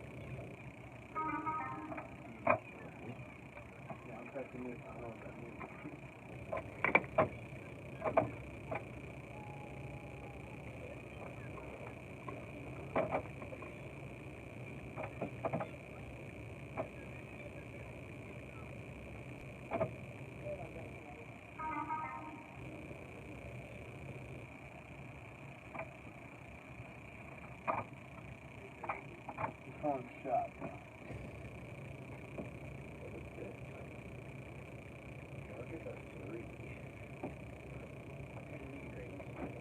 Like I answered, it sounded like he was gonna say something nice, like he was gonna give a compliment. He was Yeah, like, but we weren't even talking he was about anything like- when he called, so that's why I was shocked. Because we were on commercial. Like, you know what I'm saying? I'm thinking it's gonna be like, Yeah, but once I heard him cursing you, Yo, shit, and I was like, hang up. I didn't know what he was saying. Yo, I like, forgot that they don't hear, the radio don't hear what. the radio, that's why they do it. That's the point of it. Because had they heard that, that would be bad That's for why them. real radio station, they put the code. Yeah, that's why. That's exactly why they don't do it. Alright, so fuck them. That's exactly Next why. time you call, we don't gotta worry about shit. Yeah. Alright. They don't hear it on. They don't I hear want it him to call now. Yeah, I do, cause I'm afraid to do it. Right? That's why I keep on trolling him right now. I'm gonna troll him even more when we get back. I'm gonna just troll this dude. Long commercial break. Word, troll this dude.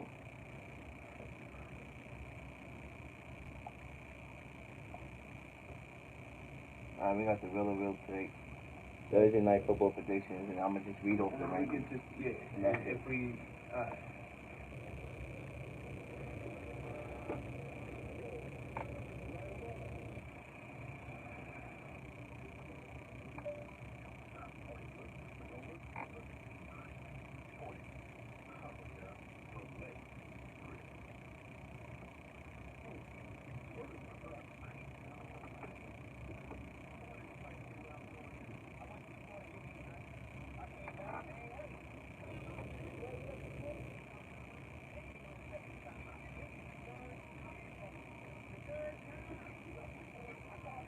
I think what happened was the audio was loud. Because when you let somebody else score, and he kind of said the audio was loud. So that's why I turned it down a little bit. You said you need to tone it down a bit. Yeah, somebody that called, yeah. No, it was the guy. Him too, and somebody else called when you went. Oh, really? It wasn't him though. He was like, yo, you gotta turn it down. I think the audio was loud, because this is the first time I'm gonna try with this. I think this kind of, because I was noticing it when I was walking, that's why I was putting it down, but this is connected to this, so I think my laptop was high on the volume, because it was connected to my laptop, so I turned it down on my laptop. And what was that kid saying? Nolan. Him? Yeah. Oh no, he took a picture. He was showing me a picture. He took a picture of us. Oh, what was he doing here? I don't know, he just was like, because he was life president. His name Nolan? Nah, Scott. Scott. Yeah. I fuck up that name. Nolan I graduated. know him too. Nolan graduated.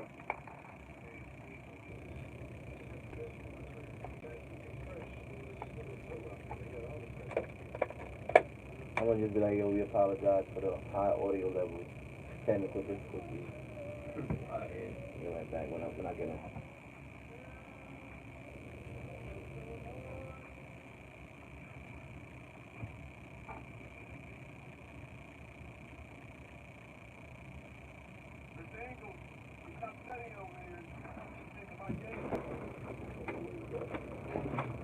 I'm not gonna study it. Bro, what happens with this shit is that, like, I look it over and I feel like I know it. And it's like, I feel like if I just continue to look it over, I'm just gonna, like, fuck up. I'm taking the rest of my class online. I'm not doing that. Really? I'm not. I couldn't do that. I gotta take it online, but I'm gonna be done. I'm gonna do it. I had to get my dad a shirt. Yeah, I feel you. That's big. Yeah, it's big enough. I have to tell me that. I'd rather just get my dad a bigger shirt. I don't even know what size he is. You can't go down with a big shirt.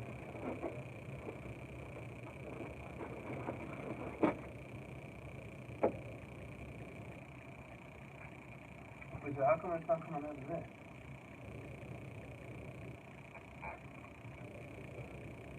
Not for everything.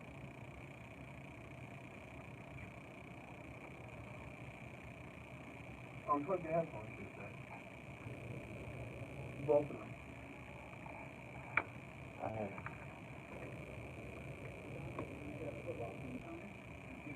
Oh, okay. I guess that was the laptop.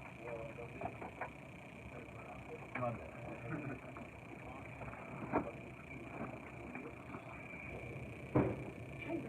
Hey, what time you just did the weekend?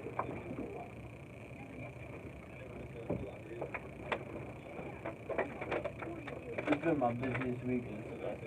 Word. That was me last week. Repeat that just class. It's just one of those weeks. Last week or 2 weeks ago, I was sick. 2 weeks ago. I was sick as a dog. Who's going to get sick? I'm good now. Stay away.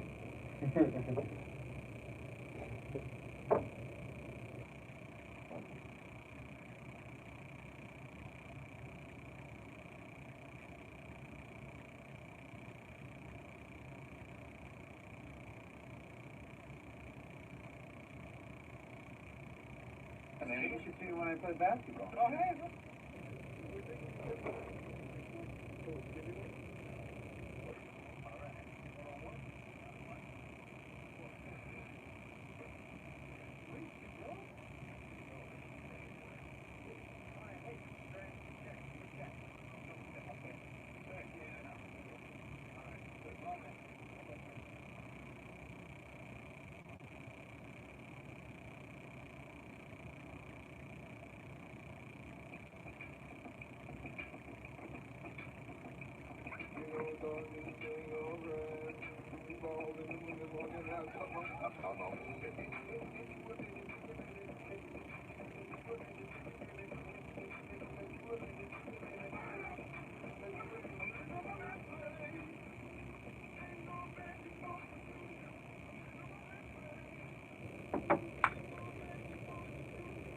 Central New York. We are back on the 90.5 FM airwaves. Mike is there. We back from commercial.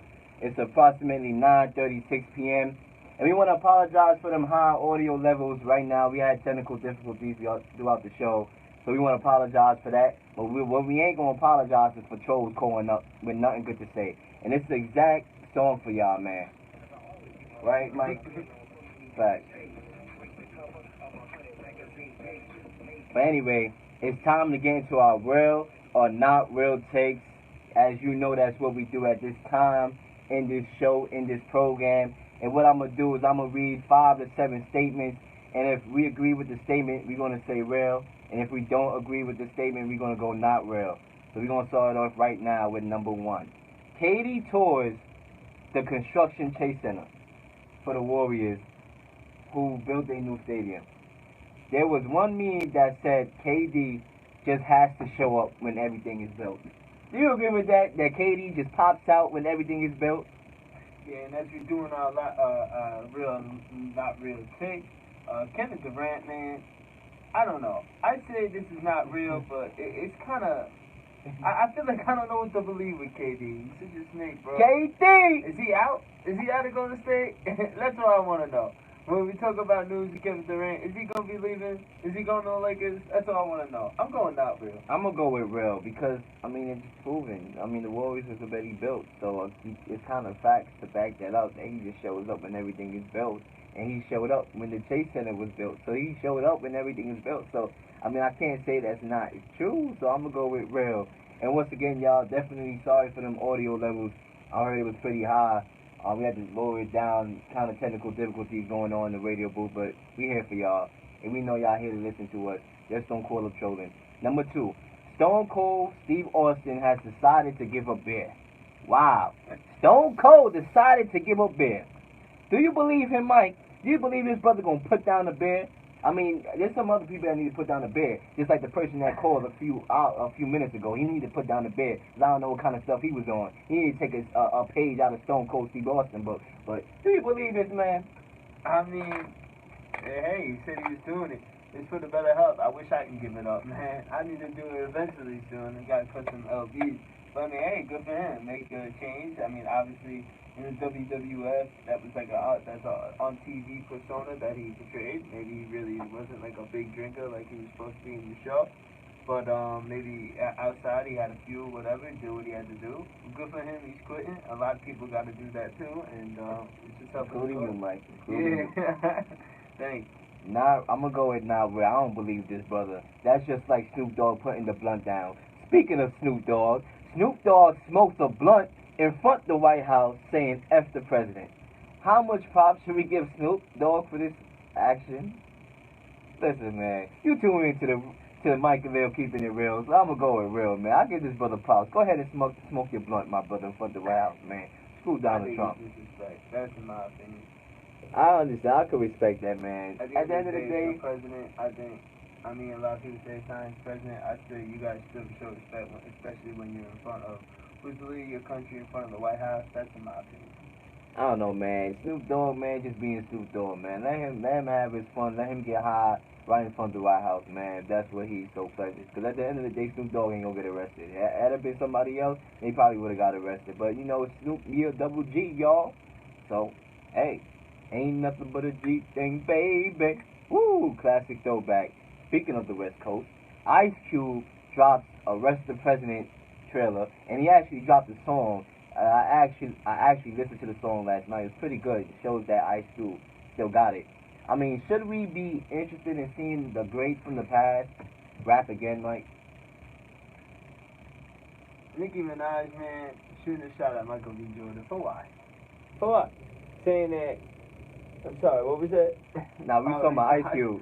My fault. I thought you were saying something about No. Not yet. We're going to get to Nicki Minaj later, but Ice Cube, he dropped the Arrest the President trailer, and he actually dropped the full song. I listened to the song. It's pretty good. Should we be excited to have music from the greats from back then, or should we just continue to just ride this mumble rap wave? Nah, of course it's great when you have old rappers come back and burst onto the scene. Of course, especially if it's well-respected ones just like Ice Cube.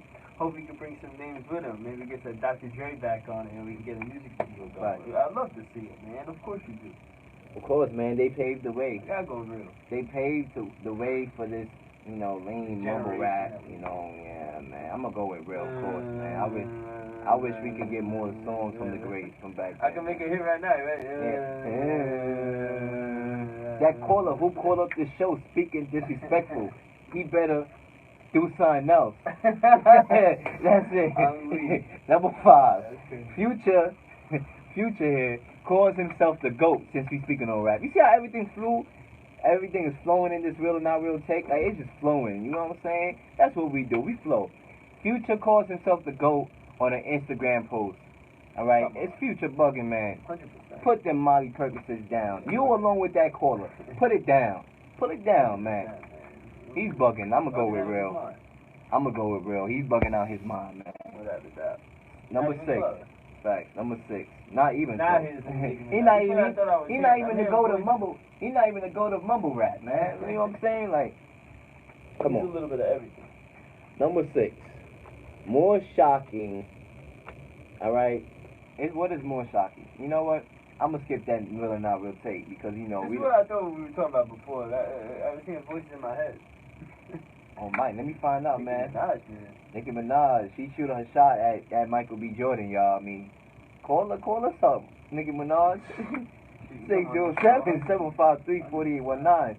Once again, 607-753-4819. We just want to have a conversation, man. That's it. That's the Black Panther, right? Yup, that's the Black Panther guy, Creed guy. Creed definitely coming out this weekend. Not this weekend. Second one, right? He coming out Thanksgiving Day. First one was really good, and it's crazy because I wasn't really interested in seeing it. My friend is the one who dragged me out to go see it, and I'm glad he dragged me out because I'm a tourist. I'm kind of hard-headed. I'm kind of one-sided. So it's hard to convince me to try new things or to try something, and I'm glad he was able to do that because I actually loved the movie, and I saw it again and again. And I'm going to definitely see this movie, Creed 2, when it comes out on Thanksgiving. Shout out to Michael B. Jordan. I actually caught it on TV, and very good movie. And wish you saw it in the movie? Yeah. Yeah. But I'm happy I didn't spend the $14 for the ticket. Always got to save money, y'all. Always got to save money. And when we come back from a very quick commercial break, we're going to wrap things up with our Thursday night football predictions, along with releasing the college football playoff rankings, which was released earlier. We keeping it real.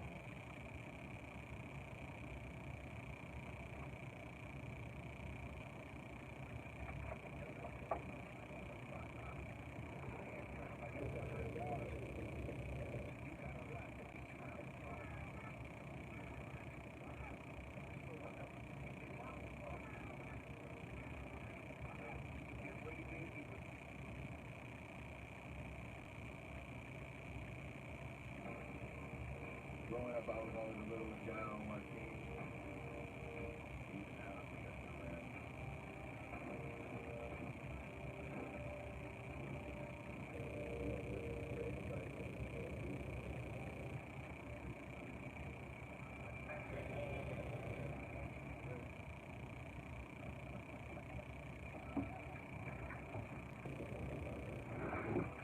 They have a shoe all about becoming a more complete kind of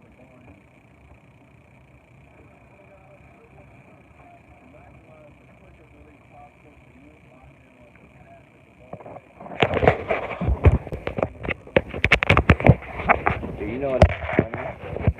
Low key, if that was our regular main caller that called something like that, nah, that would have been funny. Yeah, that would have been funny, but it's not him because it sounded.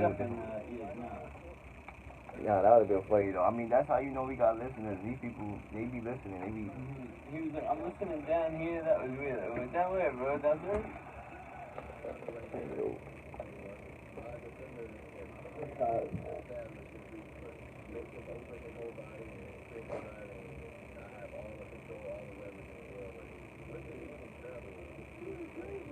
You're supposed to slow throughout the rest of the week too, right? All the way through Saturday? What's good, bro? Yo, what's up, man? What's going on? Alright. Yeah, there's a lot of stuff going on right now. Gotta ask why, Yo, there's some caller that called up. He was being disrespectful. He called up. He started cursing. He was like, me and him acting like two white niggas. I'm like, yo. Yeah, so I'm like, you know me, I'm petty, so I kept throwing shots. I was throwing shots at him throughout the whole show. Yeah. I don't care. As long as I'm not cursing, then, you know. Probably thinks you like that. I don't know. It's funny. Why the afro? Just for jokes? Yeah. Yup. Boy. When was this color today? Yeah. Like about a first hour hour, ago. Yeah. It was crazy because we were just in commercial break. We weren't even doing anything. And I don't know where the call came. So I thought, like, it was weird because usually we, like, be talking about something. Yeah, what was the last thing you guys were talking about before we... I don't even remember, to be honest. Something with football, definitely football. We were talking about football, the games or whatever. And then on commercial break, we closed it. You guys need to tone it down, start cursing. And I was just like, yo, just hang up. But the call doesn't go on air, so it doesn't really matter. Yeah. And then he was talking to me. I see why they do it now. He said start cursing? Yeah, okay. Yeah, he just started cursing. F-bomb. Well, listen, man, he took it off speaker. I didn't hear it. Yeah, I took it on speaker. Yeah. M-word.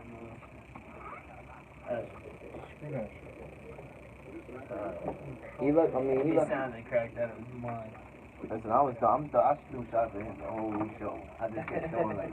What was the guy's name? Did he say it? Nah, because I would have came at the whole government.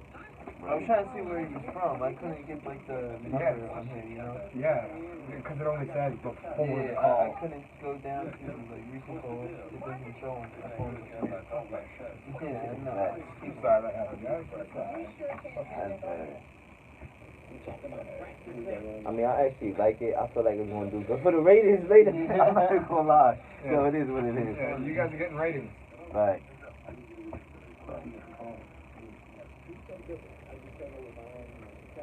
Any publicity is good publicity. That's right.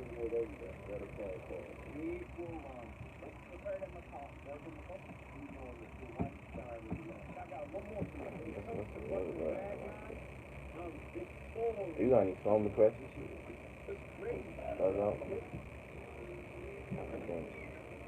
But on the Thanksgiving one, green, steady, man. I can do that. Looking out the way. Yeah, I forgot the name of that too. Step it in. Green, beans, steady, man. Right there. Oh, that's just touchy. Ooh, I didn't want to come back, but yikes. You just let it play. Yeah.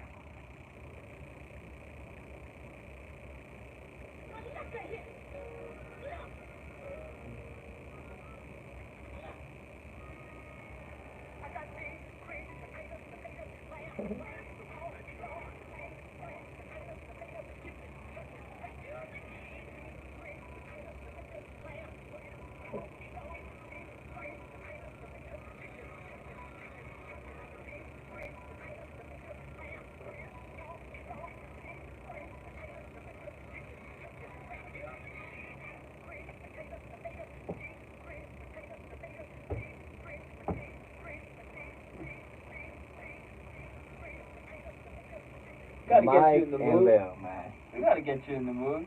Thanksgiving I mean, it's around the corner. It's around the corner. I'm starving. I can't wait to go back home. This is what you gotta do. So, this Thursday, right? A Right. full week before Thanksgiving, you cannot eat. You can't eat. 7 straight days until Thursday. I don't know how I could do it, Nah, man. no shot. I don't know how I could do it. I mean, Jesus fasted for 40 days. I could probably only fast for half a day. Yeah, nah, I can't let that. I mean, it's really, I don't know how Jesus did it back in the day. I don't know how you did it, man. You, Probably had no choice when Yeah. you want food. I mean, I don't know how he did it, but, you know, I don't even know how I did it because, you know, You know what the worst part though about Thanksgiving? What Let I me hear hate? It's my favorite holiday. I love Thanksgiving. But I go into it so starving, ready to like take on the world, the food's out. You know? And then I get like a quarter of the way in and I'm full. And it's like, wow. I hit a wall already. Yeah, exactly. Like, really? You're doing this to me? I know I had that all the same carbs, all the stuff, and the mac and cheese, all this. Now I haven't even worked on the turkey yet, nor the ham. And it's like, what? I'm already full. It'd be like that. You be starving. You be sniffing around the kitchen like, Ma, is dinner ready? You know, you just there. You know, you trying to pay attention to football, but yeah, football is on and we love it. We love when football is on because that's what we do. We love sports. We sports fanatics, but we starving. We don't even care about football kind of. We want to eat. Then we care about the football while we eat, and now we can watch the game. And it's just like when we start eating, we full already. And with the bad comes the good because, like I was saying, you get full quick. But my favorite part is like nighttime. When you're watching the night game, you're having a few drinks, whatever, with the family, and then you heat up the leftovers. And you heat up another plate because you eat the leftovers. Nah, that's the best part. Man, I can't wait. But once again, we about to go off in a few minutes, so definitely call up the request line if you want to have a quick word or two. Just don't call up here trolling. 607-753-4819. Once again, 607-753-4819. Once again, don't call up here trolling, because earlier I'm lucky. We lucky that we are on FCC airways, because if we wasn't, I'd probably be without a radio gig. I'm just letting you know that now. So don't call up here trolling. Once again, 607-753-4819. And Mike, it's time to get to our Thursday night football predictions. The Packers are on the road against the Seattle Seahawks in a must-win. Technically not a must-win game, but in my eyes, a must-win game, because you want to win these type of games for both teams. 100%. I mean, the Packers don't look like the Packers that we're accustomed to seeing. Aaron Rodgers is struggling a little bit. This team is struggling, and their problem all stems to that defense. The problem really does stem to the defense, because they are the third worst defense not only in the division, but not really a top group in the league. And Green Bay really needs this win. It's a big game going against the Seattle Seahawks, a team that is trying to fight for that win as well. They need it too. They're both in the same position, fighting for that wild card spot in the NFC. Down the stretch, this one is going to pay due dividends, and I'm looking forward to it. We got another good Thursday night battle, the second week in a row. We got a good matchup. I know last week didn't play out to what it was. Live up to expectations. I know. We had a good matchup, but I mean, we know it was a blowout. Hopefully this week will be better, and I'm looking forward to it. A nice NFC battle, Aaron Rodgers, Russell Wilson. Who you got? Well, before I say what I got, I just want to make a quick point here. The Packers really haven't been that team that we're accustomed to seeing. Aaron Rodgers just threw for 199 yards against the Dolphins last week, 2 touchdowns. So the Packers are a struggling team. They need this game, so do the Seahawks, because it's going to come very pivotal when it comes to the playoffs, when you fight for that number 6 seed, when you're in the hunt looking in. And you want to be able to get that last spot and snag that last spot. So this is going to be a very critical game. But yes, Mike, I'm going to make my predictions. And I'm going to go with Seattle at home. I believe that, I got on Seattle in this show saying that nobody's going to feel sorry for them in the loss column. They have to find a way to win these close games. They cannot be 1-5 in close games in the season. They have to find a way to actually win these close games. And I'm pretty sure this is going to be another close game. And they're at home in that college atmosphere up in Seattle. I want to take the Seattle Seahawks to win this game. They must win this game. This is a game that you have to win at home. Thursday night football. Russell Wilson is going to have a good game. Chris Carson is going to have a good game running the football. All right, give me the Seattle Seahawks to win this game at home. Yeah, I'm going with the home team as well, the Seattle Seahawks. I think they are the better team, actually. I think the home crowd plays big difference, and we know that Seattle is one of the hardest places to play. I think the running game with Seattle is going to be a big problem this game. We saw last week Penny breaking out, having one of the best games of his career, his rookie season, I should say. I'm going with Seattle on this in a close one. The home crowd is going to play a big factor. And there you have it. Those are Thursday night NFL football predictions. The Packers are on the road against the Seattle Seahawks, Thursday night football. And now, before we close out this show, I'm going to release the rankings that were dropped earlier today, the third college football playoff rankings of this season. At number, I'm going to do the top 25. At number 25, you got Boise State. Number 24, you got Cincinnati. And number 23, you have Utah State. Number 22, Northwestern. Number 21, Mississippi State. Number 20, Boston College. Number 19, Utah. Number 18, Washington. Number 17, Kentucky. Number 16, Iowa State. Number 15, Texas. Oh, Longhorns. Number 14, Penn State. Number 13, Florida. Number 12, Syracuse. Those of y'all listening in Syracuse, I ranked number 12. Shout out to y'all. Number 11, UCF. And your top 10 goes as follows. At number 10, the Ohio State Buckeyes. At number 9, the West Virginia Mountaineers. At number 8, the Washington State Cougars. At number 7, the LSU Tigers. At number 6, Oklahoma Sooners. At number 5, the Bulldogs of Georgia. At number 4, you got the Michigan Wolverines. And your top 3 are as follows. Notre Dame Irish. Number 2, Clemson Tigers. And number 1, Alabama. Roll Tide. Those are your top 25 for this week. And tune in on Thursday to the Real Leel Show, my show, when I actually go in depth into these rankings and what it means going forward. We had a lot of stuff that happened in sports over the past few days. We haven't really got to fully cover them on this show, so definitely tune in Thursday. I will cover the rest, and we're going to be followed by the Chris Williams Show. He's going to play some music to get y'all home safely as the weather is progressing with the snow. Everybody have a great Thanksgiving. Enjoy your holiday. Enjoy your week. If you don't celebrate the holiday, have a great one. Stay warm, whether it's getting bad Who doesn't celebrate Thanksgiving? I'm not sure, man. You never know. You never know. I gotta be open to all. Yeah, you're right. That's what we're doing. You're right. Everybody have a great one. It's another fun one. It's another great. We got 1 episode left in the Mike and Leel Show. Two. Oh, 2. My bad. Two. I did say 2 before the show too. I messed up. I'm running out of time. You messed up just like the caller that called up this show. I hope you get home safe. You know what? You see, I'm raised in a Christian home, so I got Christian values. So even though you called up being disrespectful, I hope you make it home safely, okay? Everybody have a great night. This is Mike and Leel. And Mike, what do we do? Keep it real. And we out of here. Definitely tune in Thursday, the Real Leel Show.